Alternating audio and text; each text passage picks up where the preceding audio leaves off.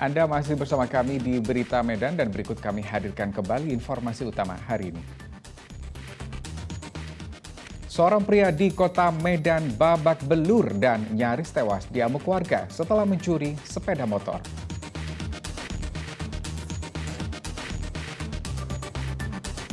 Sebanyak 173 kg ganja disita Polresta Deli Serdang dari tangan bandar narkoba.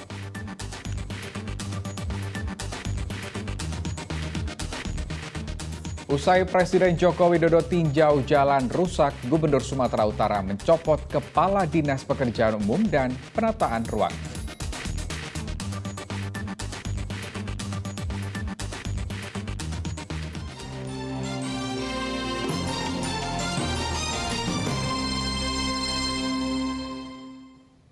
Ya, cekcok dengan istri 7 tahun lalu, seorang pria harus mendekam di balik jeruji besi hingga 6 bulan mendatang.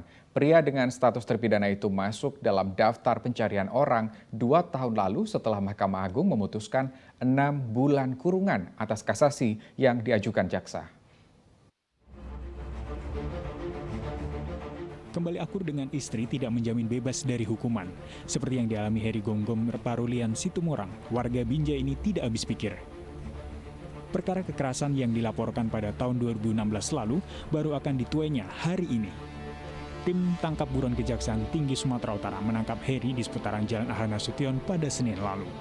Heri awalnya divonis Hakim Pengadilan Negeri Tanjung Balai pada Desember 2016 lalu dengan hukuman 1 tahun penjara dengan masa percobaan.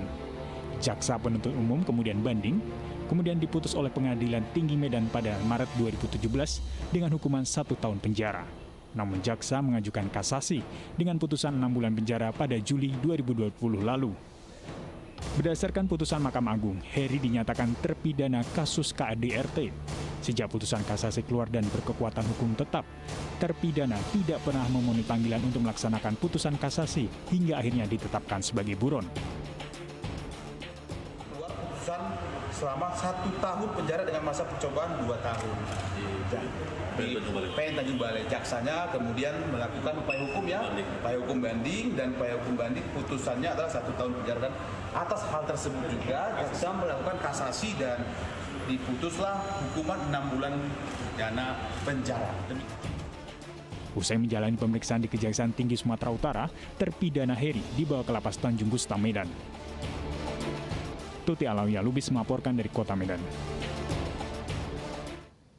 Kita ke informasi lain, Gubernur Sumatera Utara Edi Rahmayadi mencopot Kepala Dinas Pekerjaan Umum dan Penataan Ruang Sumatera Utara, Bambang Pardede. Pencopotan pejabat kali ini dilakukan beberapa hari setelah peninjauan Presiden Joko Widodo ke ruas jalan rusak di Kabupaten Labuan Batu Utara pada 17 Mei lalu. Beberapa hari setelah peninjauan Presiden Joko Widodo bersama Menteri PUPR Basuki Hadi Mulyono di ruas Jalan Ruas Kabupaten Labuan Batu Utara, Kepala Dinas PUPR Provinsi Sumatera Utara dicopot dari jabatannya. Dinas Pekerjaan Umum dan Penataan Ruang Sumatera Utara sebelumnya dikepalai Bambang Pardede sedang menangani mega proyek multi-years senilai 2,7 triliun rupiah. Mega proyek ini meliputi pembangunan 450 km jalan, 380 meter jembatan, dan 71 km drainase yang dimulai pada tahun 2022 dan ditargetkan selesai pada Desember 2023. Gubernur Sumatera Utara menyatakan pencopotan jabatan Kadis PUPR berkaitan dengan kinerjanya yang tidak memuaskan. Beliau memang mungkin ada kesulitan dan memang tuntutan tugas yang begitu berat, dan beliau katakanlah beliau tak masalah kinerja sehingga beliau meletakkan jabatannya. Demikian. Tak usah terlalu dipolitisir. Ini masalah kinerja untuk kesejahteraan rakyat. Ada lagi. Jadi proyeknya gimana itu Pak? Kan tahun ini harus selesai ya Pak ya? Nggak ada urusan proyek dengan person. Karena dia adalah sudah merupakan satu konsep yang bersama-sama tanggal 31 Desember 2023 dia harus tuntas selesai. Ya, sebelum terjadinya pencopotan Kepala Dinas PUPR Sumatera Utara, Presiden Joko Widodo meninjau jalan rusak di Kabupaten Labuhan Batu Utara. Di sini terdapat lebih kurang 90 km jalan rusak di dua lokasi yang merupakan jalur penghubung antar kecamatan di Kabupaten Labuhan Batu Utara. Presiden Joko Widodo meninjau jalan utama berstatus jalan kabupaten penghubung antar kecamatan, masing-masing kecamatan Kuala Hulu, Kuala Selatan, Kuala Hilir, dan Kuala Ledong. Bagian jalan rusak yang ditinjau Jokowi ini pernah viral di media sosial pada September 2022 lalu, di mana jalan rusak mengakibatkan penumpang jatuh dari atap minibus. Tidak hanya rentan mengakibatkan kecelakaan, buruknya infrastruktur fisik menjadi salah satu kendala distribusi hasil pertanian. Peninjauan jalan oleh Jokowi didampingi oleh Wakil Gubernur Sumatera Utara Musa Rajeksah dan Bupati Labuan Batu Utara Hendrianto Sitorus. Presiden Jokowi menyatakan di Provinsi Sumatera Utara terdapat 2.600 km jalan nasional, di mana sepanjang 260 km diantaranya mengalami kerusakan. Terkait keluhan kerusakan jalan di Kabupaten Labuan Batu Utara, rencananya akan dilakukan perbaikan paling lambat bulan Juli. Ini yang segera kita perbaiki, nanti akan dimulai perbaikan di lapangannya paling lambat Juli.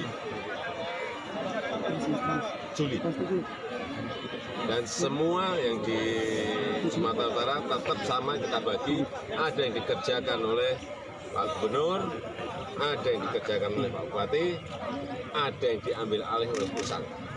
Yang kira-kira provinsi, kabupaten, atau kota tidak memiliki kemampuan untuk mengerjakan. Kedatangan rombongan Presiden mengundang minat masyarakat mendatangi jalan rusak. Warga berkumpul di tepi jalan kebun sawit sepanjang lintasan, berharap dapat kesempatan bersuah foto dengan Jokowi. Dalam kunjungannya ke wilayah ini, Jokowi sempat menyapa masyarakat yang menunggu sejak pagi, serta membagikan sejumlah cenderamata. Tuti Alawiyah Lubis melaporkan dari Kabupaten Labuan Batu Utara. Ya, kita beralih ke informasi lain. Ratusan jemaah calon haji asal Sumatera Utara mengikuti prosesi tepung tawar bersama Gubernur Sumatera Utara. Tepung tawar ini bertujuan untuk memberikan semangat bagi para jemaah yang akan berangkat haji. Gubernur Sumatera Utara pun mengimbau agar jemaah calon haji lebih memperhatikan kesehatan dan mendoakan masyarakat Sumatera Utara. Jemaah calon haji Sumatera Utara tahun 2023 yang akan diberangkatkan berjumlah 8.326 orang dibagi dalam 24 kelompok terbang. Jadwal keberangkatan kelompok terbang pertama akan masuk asrama haji pada Selasa lalu, kemudian pada tanggal 24 Mei diberangkatkan ke Tanah Suci. Sebelum melakukan perjalanan haji, pemerintah Provinsi Sumatera Utara melaksanakan tepung tawar kepada perwakilan jemaah calon haji di Aula Tengku Rizal Nurdin. Gubernur Sumatera Utara pun mengimbau agar jemaah calon haji lebih memperhatikan kesehatan dan mendoakan masyarakat Sumatera Utara. Jaga kesehatan. Saya tak cerita teknis lagi karena mereka begitu berapa bulan melakukan manasik dan sudah diarahkan dan sudah diajarkan. Semua sudah siap. Tapi pesan dari saya, jaga kesehatan. Manfaatkan waktu ini benar-benar untuk ibadah. Kondisi iklim Tanah Suci yang sangat berbeda dengan Indonesia akan sangat mempengaruhi kesehatan, sehingga untuk dapat fokus melaksanakan ibadah haji diperlukan kondisi tubuh yang prima. Tuti Alawiyah Lubis melaporkan dari Kota Medan. Ya, semoga semua calon jemaah haji dapat melakukan persiapan dengan baik dan diberi kelancaran dalam beribadah di Tanah Suci nantinya. Dan laporan tersebut mengakhiri berita Medan hari ini. Saya Rusdi Maulana mengucapkan terima kasih atas perhatian dan kebersamaan Anda. Selamat beraktivitas dan sampai jumpa.